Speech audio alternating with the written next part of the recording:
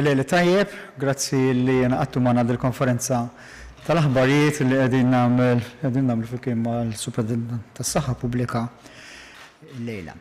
Bħalma tafu intkom fix-xhur li għaddew, pajjiżna għadda b'mod illi ħafna pajjiżi ħarsu lejh ta' suċċess minn sitwazzjoni diffiċli tal-pandemija tal-COVID-19. Sitwazzjoni li f'Ġunju l-ewwel ġimgħat tal-Lulju waslet biex għal ġranet sħaħ għal ġimgħat. Kellna numru żgħir ta' każijiet ġodda, ħafna ġranet l-ebda każ ġdid ta' COVID-19 ġewwa pajjiżna. Dana s-suċċess tal-poplu kollu sar b'ħafna sagrifiċċju u b'ħafna determinazzjoni minn firxa wiesa tal-popolazzjoni Awċija u Maltija. Ukoll biex sem importanti tal-frontliners ta' dawk in-nies illi taw sem matul dan il-perjodu.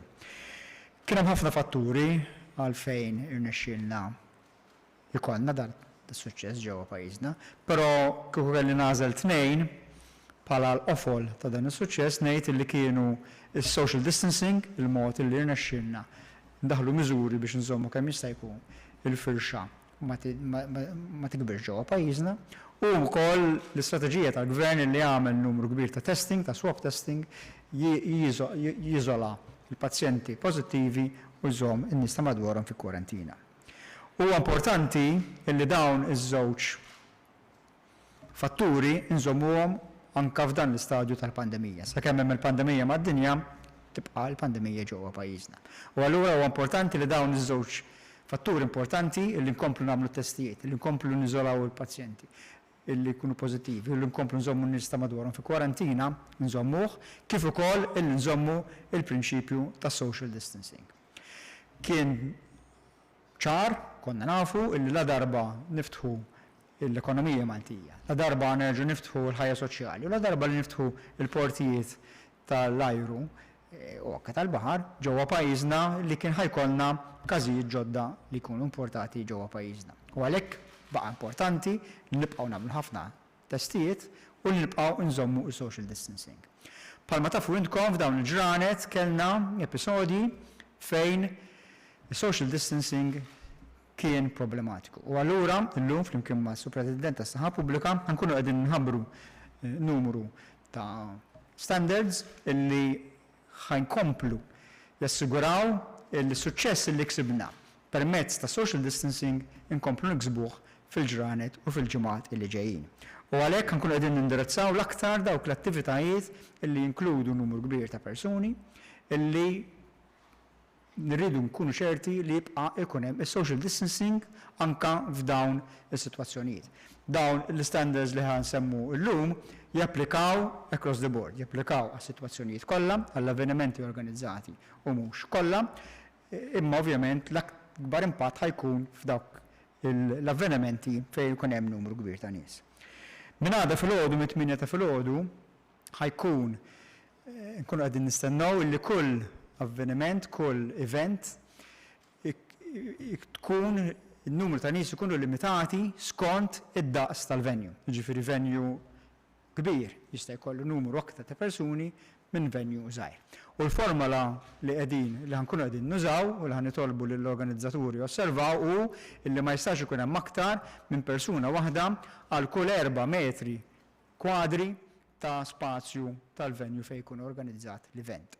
Ġifieri persuna waħda kull 4 square meters tal-venue. Iżjed ma jkun kbir il-venue, allura iżjed jista' jkun hemm nies illi qegħdin jattendu dejjem dak il-numru maġiku ta' wieħed kull 4 metri kwadri biex niżguraw illi jkun hemm social distancing bejn persuna l oħra. Tinsewx iżjed ma' persuna ikun il-bogħod minn persuna oħra anke jekk ikun infettiv inqas ir-riskju li dik l-infezzjoni ħatimxi minn persuna l oħra. Allura qegħdin ngħidu u kemm kbir u kemm żgħir il-venue mhux iżjed minn persuna kull 4 metri kwadri.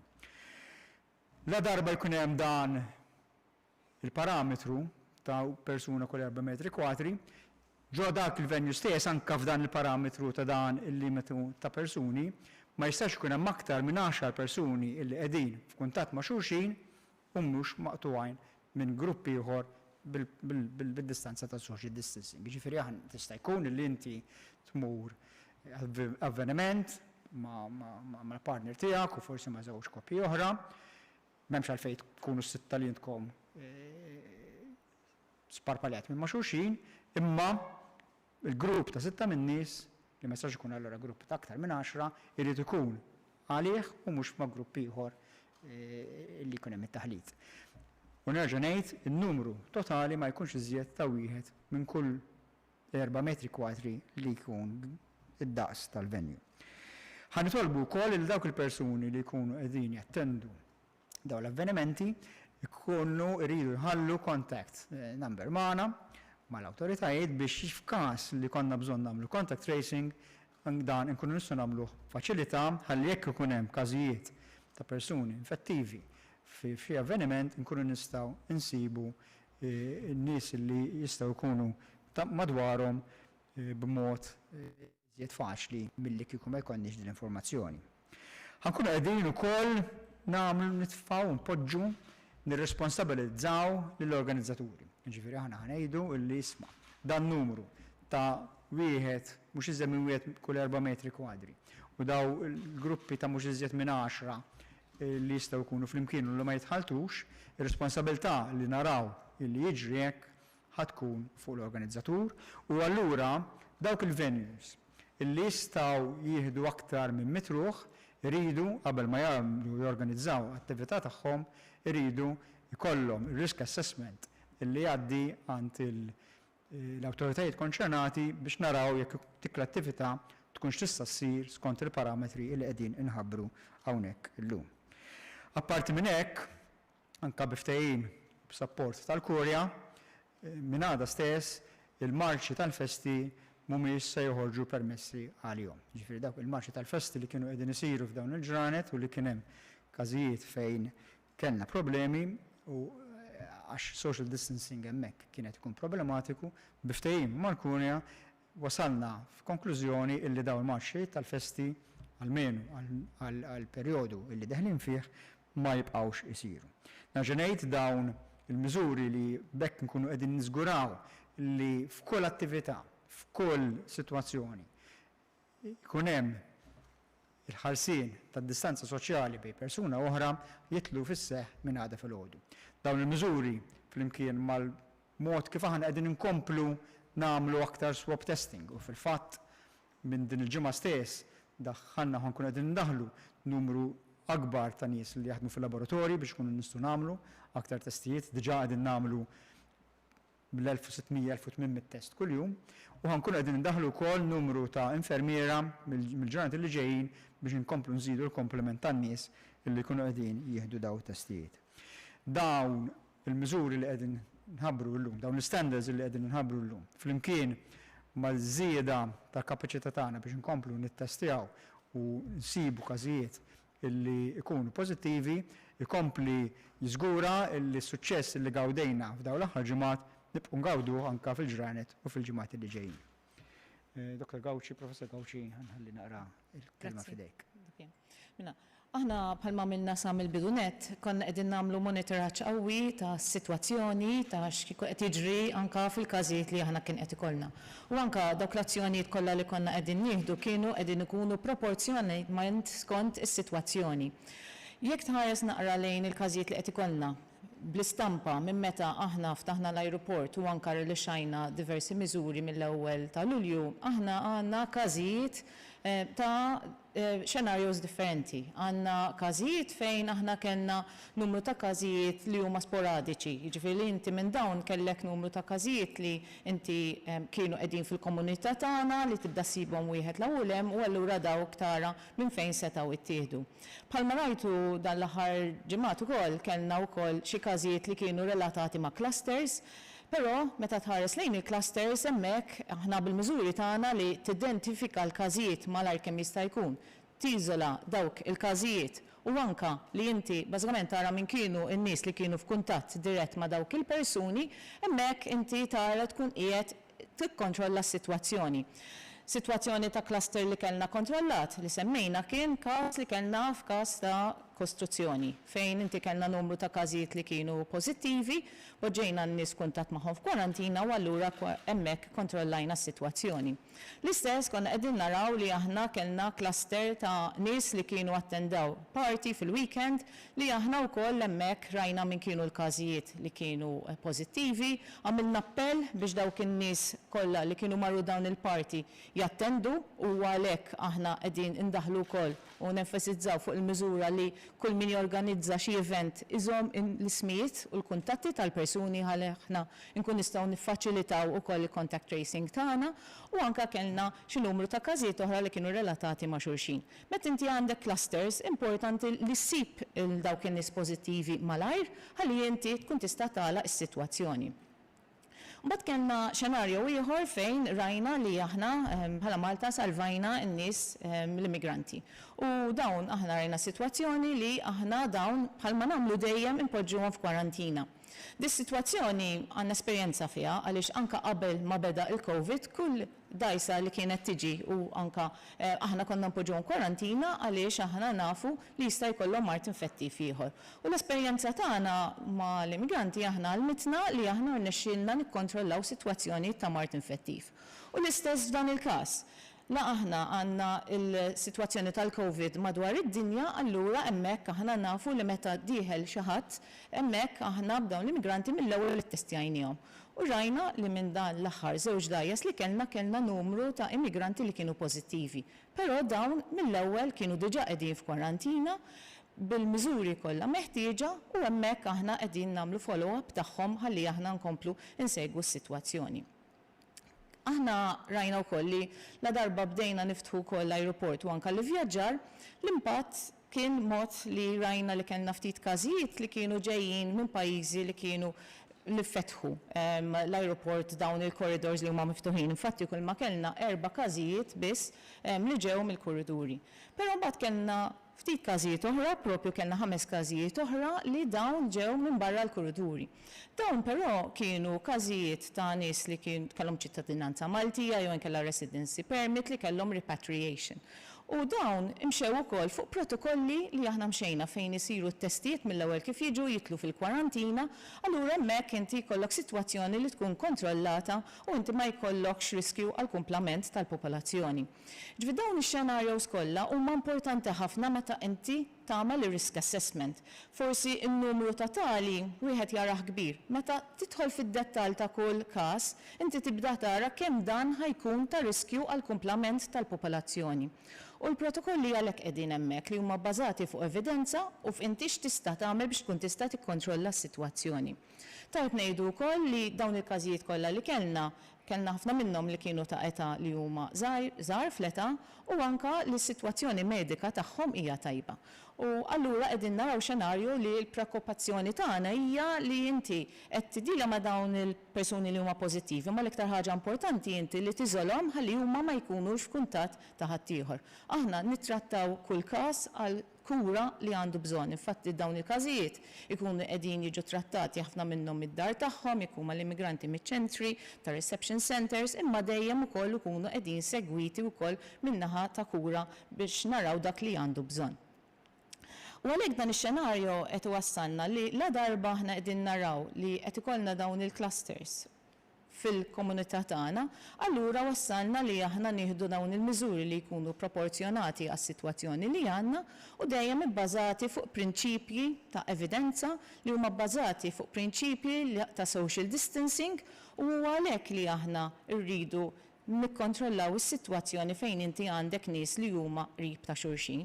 U għalhekk ukoll fejn inti għandek sitwazzjoni fejn ħajkun hemm iktar minn 100 persuna li jistgħu jkunu flimkien, irrid isir risk assessment mill-persuna li jkun qed jorganizza event. Anka l-Għaqda Dinjija tas-Saħħa wkoll ħarġet risk assessment tool biex l-organizzaturi jkun jistgħu jużawha din u jkun jistgħu jtihom assessment tar-riskju ta' dak l-event kif ikun u hemmhekk inti tkun tista' tdaħħal iktar miżuri stringenti jew inkella jekk ikun riskju għoli hemmhekk imbagħad ma jsirx. U għalhekk aħna bħalma dejjem għamilna sa mill-bidu nett rajna s-sitwazzjoni, daħħalna l-miżuri li hemm bżonn U qegħdin inkomplu insegwu s-sitwazzjoni. Ħalli bekk aħna nkun nistgħu nassiguraw li dak is-suċċess li kellna biex ikkontrollajna s-sitwazzjoni. Kellna propju ġranet sħaħ fejn ma kellna l-ebda każ. Issa li għandna xi ftit każijiet aħna qegħdin daħlu dal-miżuri biex inkomplu nżommu s-sitwazzjoni stabbli. Għidu mistoqsijiet? Għalfejn il-każijiet attivi ta' COVID-19 tal-immigranti mhumiex qegħdin jingħaddu mal-bqija tal-każi attivi fuq il-page ta' saħħa fuq Facebook? Mela, il-bieraħ u llum, niżaħna mal-ewwel kif kellna dawn il-każijiet, ħriġna l-informazzjoni lill-medja u ħriġna l-informazzjoni pubblika, ġifieri fl-ebda stadju ma kien hemm xi attentat minn xi ħadd li jaħbi xi, anzi kont trasparenti mill-bidunet. Però ktibna l-CDC u l-Kummissjoni Ewropea biex jagħtuna gwida jekk dawn in-numri ta' immigranti li kienu fuq il-baħar u jmarru direttament f'ċentru ta' iżolament kellhomx ikunu inklużi fil-total tal-pajjiż jew ta' każijiet attivi jew le. Ir-risposta ħadniha minn ftit tal-sigħat ilu u allura iva minn għada ħajkunu qegħdin ikunu inklużi fit-total ta' każijiet attivi li konna fil-pajjiż. Will these new measures be legally enforceable or are they just going to be guidelines? And Le, also, dawn- recently the health authorities rejected a freedom of information request that we made for the COVID transition plans and risk assessments. What's the problem in publishing these plans? Rispondi kif. Mela dawn l-standards ħajkunu enforzabbli bil-Public Health Act u il-Public Health Act tieħu liġi hemm il-mod kif daw jistgħu jiġu enforzati, naġenejt ir-responsabilità ħankun qegħdin nirresponsabilizzaw l-organizzaturi ta' dawn l-events. Ġifieri iva, l-organizzaturi jkun iridu jimxu ma' dawn l-standards u jekk jiksruhom il-miżuri li jistgħu jittieħdu kontrihom. Palma ta' eventi Jacob aħna għamilna naħseb kważi lecture mhux 4 xhur nagħmlu press conference kuljum, nilqgħu il-media kuljum. Noħorġu kuljum il-figuri kollha li qegħdin joħorġu. Inkluż illum qegħdin hawnhekk. Jiġifieri żgur ma tistax tgħid illi żammejna xi informazzjoni illi hija mistura u niddiskutu mhux biss il-figuri ma nistgħu niddiskutu l-policies qegħdin hawnhekk miftuħin u kull mistoqsijiet li jkollkom bħalma qegħdin taraw qegħdin inwiġbuhom. Kompli naqra fuq il-mistoqsija ta' Jacob, jiena wkoll għamilt Freedom of Information Request, din ukoll ġiet denied għall-istess informazzjoni, jidher li hemm xi tip ta' problema biex jiġu pubblikati dawn ir-rapporti. Tiġħdu wkoll allegazzjonijiet li saru fl-aħħar jiem illi il-Prim Ministru kellu intom bħala esperti tas-saħħa tajtuh direttivi biex jiftaħ bil-mod imma għal xi raġuni baqa' għaddej għandi xi mistoqsijiet oħra. Forsi il-Superintendent tas-Saħħa dwar ir-rotot ta' Spanja jekk taħsibx illi flights li ġejjin minn pajjiżi bħal Spanja bħal Belġu fejn ħafna każi għandhom xi twaqfu. U interessanti intom tlabtu risk assessment mingħand min qed jorganizza l-attivitajiet, ġifieri bħala gvern naħseb għandkom tippubblikaw dawn ir-rapporti le? Għatlekx li għan publikawhom ir-risk assessments li jtuna, bil-rispett kollu. Però iva, di invenzjoni dispeċini ta' sezzjoni tal-medja li hemm xi disgwit bejn elementi tal-gvern. Nista' ngħid li kellna u jkollna diskussjonijiet ta' kuljum mal-kollegi tagħna fil-kabinet, mal-Ministru tal-Ġustizzja, mal-Ministru tat-Turiżmu, mal-Prim Ministru u l-deċiżjonijiet li nieħdu jkunu deċiżjonijiet li nieħdu flimkien. Il-risk assessments li għamlu l-organizzaturi jkunu interni. Tiġa spiegajt li għadin hawnhekk lesti biex nwieġbu kull mistoqsija.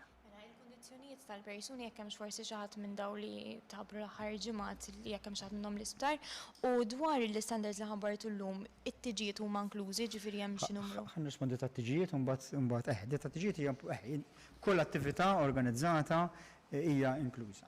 Anke kull attività li hija spontanja, kulħadd trid joqgħod ma' dawn ir-regolamenti. Tiġijiet jistgħu jsiru fil-parametri ta' dawn iż-żewġ standards. L-ewwel standard hu illi n-numru ta' nies li jkunu mistednin għat-tieġ, inkluż ovvjament il-familjari, irid ikun jaqbel ma' daqs tas-sala, ġifieri jekk inti tistieden ammont ta' nies kbir, irid ikollok sala kbira. U n-numru nerġa' ngħid huwa ta' persuna għal kull 4 metri kwadri illi ikun hemm fil-venue. Mbagħad fil-attività nifisha f'dal każ it-tieġ il-persuni l-mistednin irridu jkunu f'gruppi ta' 10 illi ma jitħaltux. Ġifieri allura f'dak il-każ l-ikel irid ikun u x-xorb irid ikun servut bil-waiters. Fuq il-każijiet bħalma qed bħalma anke kellna mill-bidunet, il-maġġor parti tal-każijiet kienu każijiet fejn kellhom sintomi li huma vera ħfief, kienu ħafna minnhom ukoll li ma kellhom l-ebda sintomi xejn. U aħna nkunu qbadnihom pers li nkunu qegħdin nagħmluhom dan it-testjar. Bħalissa għandna persuna wieħed li qiegħed Infectious Disease Unit f'Mater Dei, u mbagħad għandna 4 każijiet oħra qegħdin boffa u 2 li qegħdin is-St. Thomas. Du niftakru wkoll li meta aħna jkollna każ pożittiv nagħmlu assessment jew nagħmlu assessment l-ewwel kliniku. Dawk in-nies li għandhom bżonn jidħlu l-isptar għal kura medika ħajjitlu għandna sodod biżejjed għalihom. Imbagħad nagħmlu assessment ukoll tal-persuna kemm id-dar tiegħu tiflaħ li dan il-persuna jkun jista' jagħmel kwarantina u anke min huma dawk in-nies li hemm miegħu. Jekk inti għandek persuna li huwa pożittiv u madwaru hemm xi ħadd li huwa vulnerabbli, jekk hu ma jistax isib post ieħor fejn joqgħod, aħna wkoll impoġġuhom għandna ħalli aħna nkunu nistgħu nevitaw li jkun jista' persuna jesponi lil ħadd ieħor li huwa vulnerabbli. Għax iridu niftakru li inti meta jkollok espożizzjoni għal dan il-virus hemmhekk iżjed maddum espost il-persuna iżjed għandu ċans li jieħu dan il-virus. U allura aħna qegħdin naraw dis-sitwazzjoni wkoll anke il-persuni kemm huma ħajkunu compliant għaliex iridu niftakru li aħna rridu nassiguraw li kull persuna li huwa pożittiv ikun qiegħed jibqa' f'iżolazzjoni. U anke hemmhekk aħna għandna wkoll l-ispetturi sanitarji li jkunu qegħdin ukoll jagħmlu l-visti fil-persuni li dawk li huma iżolati minħabba li huma pożittivi u anke n-numru ta' nies li għandna f'kwarantina. Carla Zoppardi Malta Today. Insemmejt li dawn l-standards ħajkunu enforceable skont il-liġi. X'garanzija għandkom li n-nies ħajkunu qed jobdukom f'dawn l-standards? Għax mbagħad joħroġlok il-Prim Ministru bħalma għamel xarejn ilu jgħidilna li multi ħajkunu qed jaħfruhom. Kif se jkun possibbli li jiġu enforced dawn l-standards f'parties li ġbdu eluf bħalma ħa jkollna fix-xhur li ġejjin? Tobba u infermiera qalu li se jieħdu azzjonijiet industrijali minn nhar it-tnejn li ġej jekk ma twaqfux attivitajiet tal-massa. Għalfejn ma twaqfhom u kellkomx reaction minn naħa tagħkom. U Professor Gawci drajnija waqt iż-żmien tal-COVID tagħtina l-press briefings kważi kuljum. Hemm ċans li tkun qed tirritorna ħafna nies qed igergru fuq l-ambigwità li donnu qed ikun hemm fl-updates tas-saħħa u dan qed joħloq lok fejn inti jkollok nies mhumiex official spokesperson joħolqulek pages, joħolqulek WhatsApp groups fejn dawn jagħtu informazzjoni li mhux bil-fors tkun veritiera u toħloq paniku fost in-nies li dawn jibdew iduru rumors, eċetera, eċetera. Grazzi. Mela ħankunu ċari. Dawn il-standards japplikaw għal kulħadd. Min mhux kapaċi żgura dawn l-standards, l-attività ma ssirx. Ġifieri ċara di li dawk l-attivitajiet li ma jistgħux jiżguraw li n-numru ovvjament ma jistax jikkontrollaw in-numru ta' kemm jitlu nies. Dak il-każ isir risk assessment meta jiġi assessjat ma joħroġ il-permess li ssir l-attività. U jdew dawk l-attivitajiet li mhumiex kapaċi jżommu gruppi ta' mhux iżgħar minn 10 minn nies separati minn xulxin, dawk l-attivitajiet ma jsirux. Jiġifieri huwa ċar illi mhux l-attivitajiet kollha illi kienu qegħdin isiru ħajbqgħu jkomplu jsiru. Għalhekk qegħdin nagħmlu dawn l-standards biex niżguraw il-prinċipju bażiku illi huwa nerġa' ngħid il-perm tas-suċċess illi kellu pajjiżna f'dawn l-aħħar xhur tas-social distancing, id-distanza illi nżommu id-distanza soċjali. Dawn il-miżuri ħajkunu qegħdin jaraw illi f'kull attività tinżamm id-distanza soċjali. Iva dawn ħajkun hemm nerġa' ngħid dawk l-attivitajiet illi jkunu venues illi jesaw aktar minn mitruħ ħajridu jissottomettu risk assessment, dak ir-risk assessment jiġi mifli jekk ir-riskju ikun tali illi jidher li mhux se jinżamm is-social distancing, il-permess ma jsirx. La darba mbagħad ikun hemm il-permess ħajkollna n-nies l-inspectors illi jkunu qegħdin jaraw illi dak li ntqal fir-risk assessment jinżamm. Kont se ngħidlek illi il-Professor Gawci mhux qiegħda qiegħda ġifieri tista' tara staqsija. Fuq tobba infermiera jiena tkellimt mal-mem wara li llum qegħdin issa nħabbu dawn miżuri jkollu l-opportunità fil-ġurnati li ġejjin u ma nemmi wemmen ukoll jkollu l-opportunità li nerġa' nitkellem magħhom biex nerġgħu naraw is-sitwazzjoni x'inhi.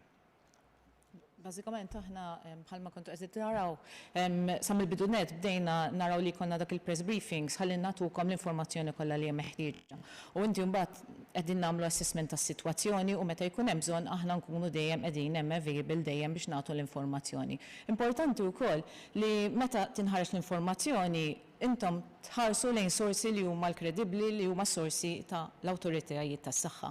Infatti l-United Nations ħarġet ukoll kampanja qawwija, forsi tisma'w anke fuq il-mezzi tax-xandir tagħkom stess, li tgħid li jisma' l-ikbar għadu ta' din il-pandemija hija li inti tkun qed issib sorsi ta' informazzjoni li mhumiex minn sorsi li huma kredibbli. Allura importanti li dejjem aħna nirreferu għal dak li nkunu qegħdin aħna noħorġu uffiċjalment. Christopher Newsbook, grazzi tal-informazzjoni, żewġ domandi għalikom jekk ġobkom. L-ewwel waħda l-istatistiku Vincent Marmara għallinna li jekk ikomplu jiżdiedu l-każijiet f'dawn il-jiem l-R factor jitlaq aktar minn wieħed. Jekk jiġri dan xejn jiskatta xi tip ta' mekkaniżmu u t-tieni waħda f'Lulju fil-bidu ta' Lulju tneħħew prattikament il-miżuri kollha minn restrizzjoni tan-nies li jistgħu jinġemgħu stabli allura ma kienx previss. Grazzi. Mela, il-raġuni li qegħdin nagħmlu dal-miżur huwa propju għax ma rridux li s-sitwazzjoni ta' suċċess li kellna ma tinżamx. Ġifieri qegħdin nkunu proattivi biex nkunu ċerti li naġinejt is-suċċess huwa dovut għal ħafna fatturi. Però fosthom apparti testing u contact tracing, l-iżolament li nagħmlu mod rigorus, il-mod il-nżommu distanza soċjali, dik hija importantissima.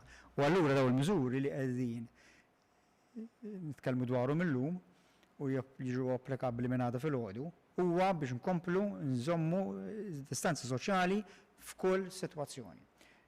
Fejn ikun jidher illi dik id-distanza soċjali ma tistax tinżamm, dik l-attività ma ssirx ċara. Għalhekk qed nagħmluhom dawn. Ġifieri iva, qegħdin naraw illi b'dawn il-miżuri ħankomplu ikonna suċċessi li jkollna. Iva, konna nafu u stennejna, prevedejna il-la darba jiftħu l-portijiet, ngħid la Malta hija parti mid-dinja u fid-dinja temm il-pandemija, ħajkun hawn każijiet.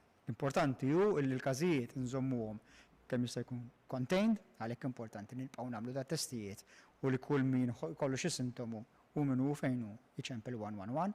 Irrid ngħid li l-111 kellna numru kbir ta' telefonati li żdied f'salt f'dawn l-aħħar ġranet. Kien hemm ġranet fejn kienu tibatu biex ileħqu mal-calls kollha. Il-bieraħ laħħaqna m'aktar minn nofs il-calls, illum għax żidna resources so żidna ħadna 90% tal-calls kollha illi kellna fuq il-111. U ovvjament dan issa l-istandard ħajkompli anke fil-ġranet li ġejjin.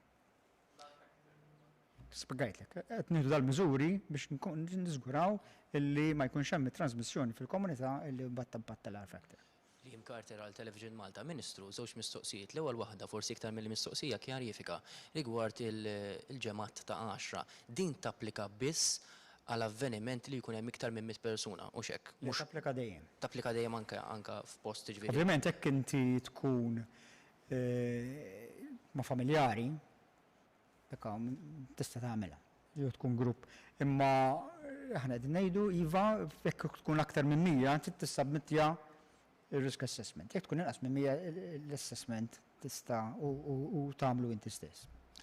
Mistoqsija, rigward semmejt inti wkoll issa żieda qawwija fin-numru ta' telefonati u anke testijiet. Se jkun hemm forsi xi pjan biex jiżdied xi testing center ieħor ma li għandna f'Malta? Mela, testing centers jidhru li huma aċċessibbli sew. Ġifieri issa ilna xi 5 xhur għaddejjin bihom, naħseb tħallna fil-5 xhur, u l-aċċessibilità hija tajba ħafna.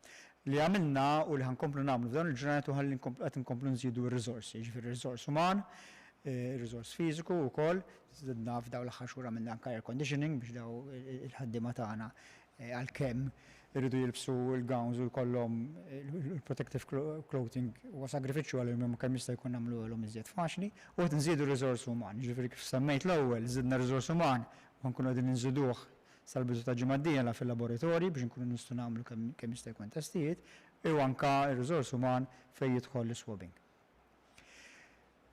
Kemm nistgħu mistoqsija naħduha? Però jekk grupp ta' 10 minn nies sejrin avveniment pubbliku fejn ħajkun hemm iktar minn 100 ruħ. il-miżura ta' 10 minn nies ma tiġix Mela, għandi- neġenejt, kull attività li ħajkun li il-post jista' jilqa' aktar minn mitruħ qabel ma tiġi organizzata, irrid jissubmetti il-risk assessment. F'dak il-risk assessment irid juri kif ikun kapaċi illi jżomm gruppi ta' 10 minn nies separati minn xulxin. Jekk mhux kapaċi jagħmel hekk, l-attività ma ssirx. Nirringrazzjakom kollha tal-mod kif intkom kontu magħna llejla, nirringrazzja l-ġurnalisti u nixtieqilkom il-lejli tajjeb.